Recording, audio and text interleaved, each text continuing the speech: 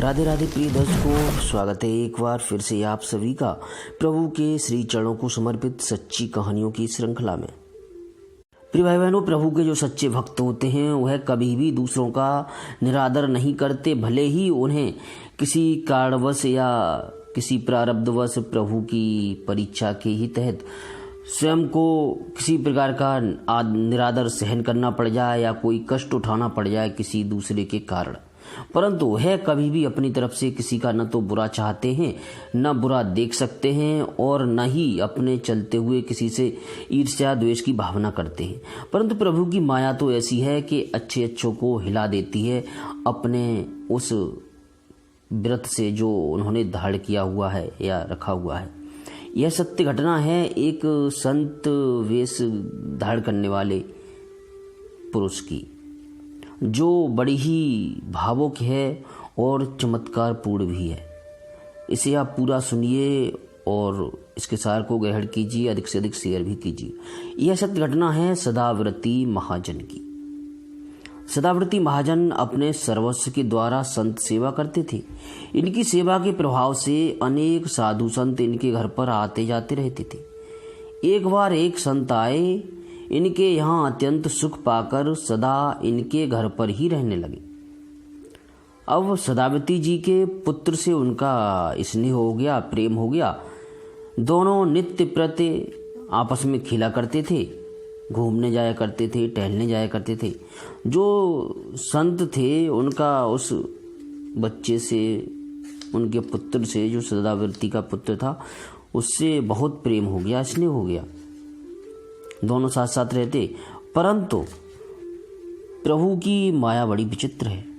एक दिन क्या हुआ, उस संत की मति भ्रष्ट हो गई। खेलते खेलते दोनों गांव के बाहर गए। वहां संत ने क्या किया, जो महाजन भक्त का जो पुत्र था उसको आभूषणों का लोभ आ गया संत को, तो उसका पुत्र जो था, उसके पुत्र को उस संत ने मार दिया। मार के और सबको गाड़ करके वह घर चला आया। प्यारे भक्तों, माया तो अच्छे अच्छों को हिला देती है अपने उस व्रत से जो उन्होंने प्रभु के लिए या समाज के लिए धारण किया हुआ होता है। लेकिन जहाँ हृदय में सच्चाई होती है वहाँ प्रभु भी अपने उस भक्त के भाव के अधीन हो जाते हैं। अब इसमें तो क्या हुआ, संत का मन उन आभूषणों पर आ गया जो उसके पुत्र के पास थी। घर में माता पिता तो बाट देख रहे थे कि हमारा बालक आ रहा होगा खेल करके वापस, परंतु पुत्र तो मारा जा चुका था उन संत के द्वारा। जब बाट देखते देखते 4 पहर बीत गए, फिर भी लड़का जब घर ना आया, तब भक्त सदाव्रती ने गांव में ढिंढोरा पिटवाया कि मेरे लड़के को किसने रोक रखा है। इस बात को जो कोई शीघ्र बता देगा उसे उस लड़के के सभी आभूषण दे दिए जाएंगे।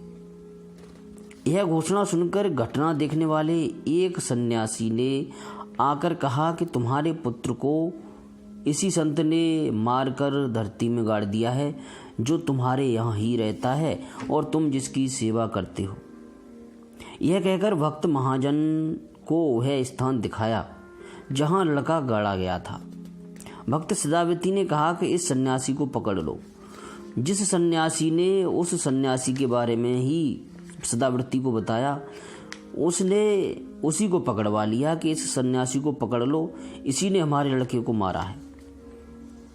तब घबराकर उस सन्यासी ने कहा कि मैंने देखा था इसलिए बता दिया, मुझे छुड़ा दीजिए, मैं बिल्कुल झूठ नहीं बोल रहा हूँ। तब महाजन भक्त ने कहा, यदि तुम इस संकट से बचना चाहते हो तो साधु का नाम कदापि मत लो और इस गांव को छोड़कर कहीं दूसरी जगह पर चले जाओ।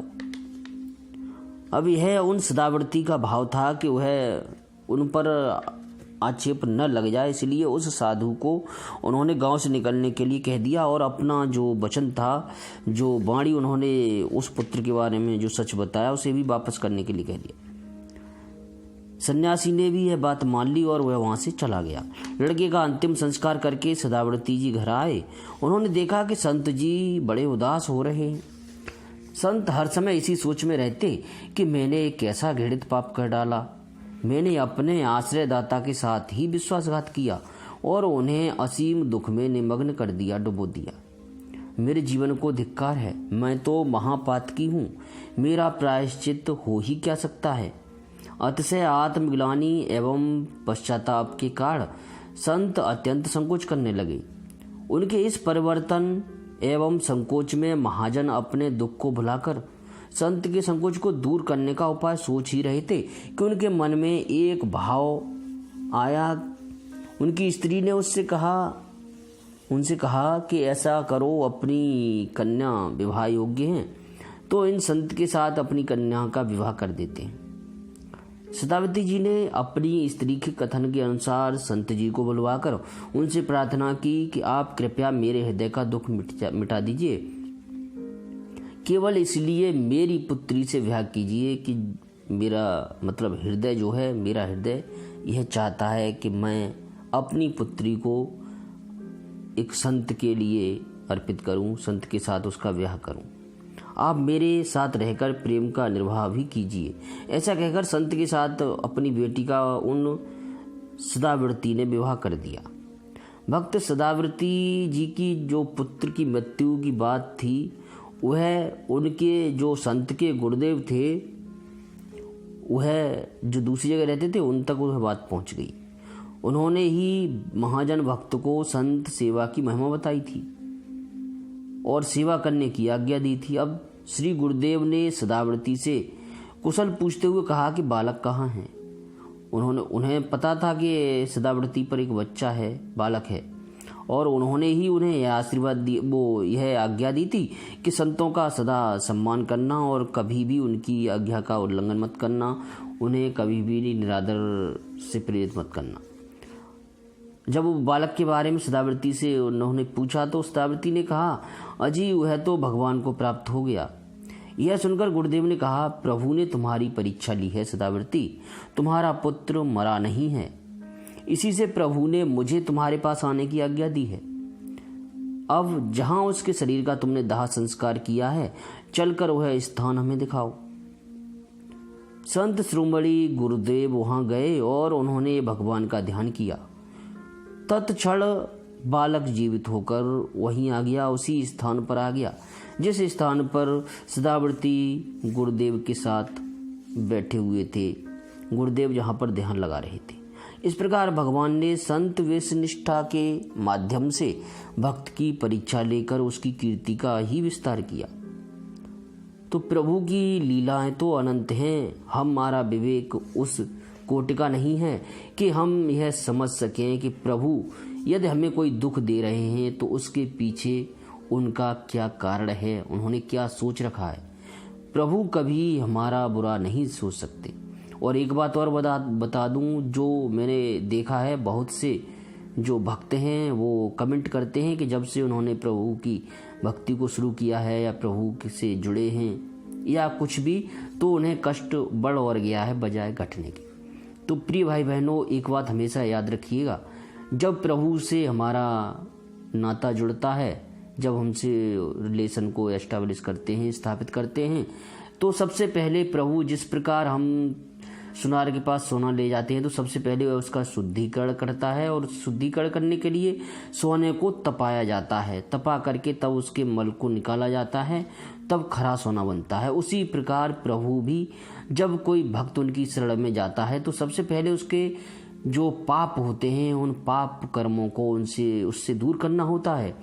और प्रभु का यह नियम है कि बिना उनका भोग भोगे पाप के जो कर्म होते हैं, जो संस्कार होते हैं, उनको नष्ट नहीं किया जा सकता।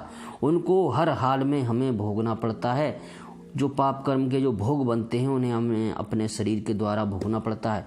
अब यदि हम प्रभु की शरण में चले जाते हैं, उनसे एक अच्छा नाता जोड़ लेते हैं, तो वह हमें उतनी शक्ति दे देते हैं कि हम उन्हें आसानी से सहन कर सकें।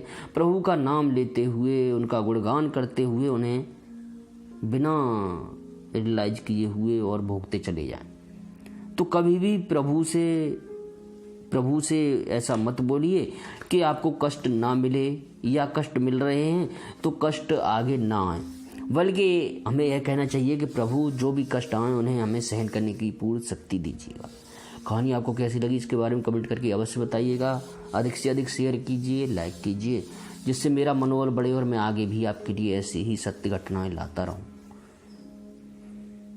प्रिय भाई बहनों, अब भाव के साथ प्रभु के उस महामंत्र का जप करेंगे जो कलयुग में एकमात्र सहारा है भवसागर से पार होने का। हरे राम राम राम हरे हरे, हरे कृष्ण कृष्ण कृष्ण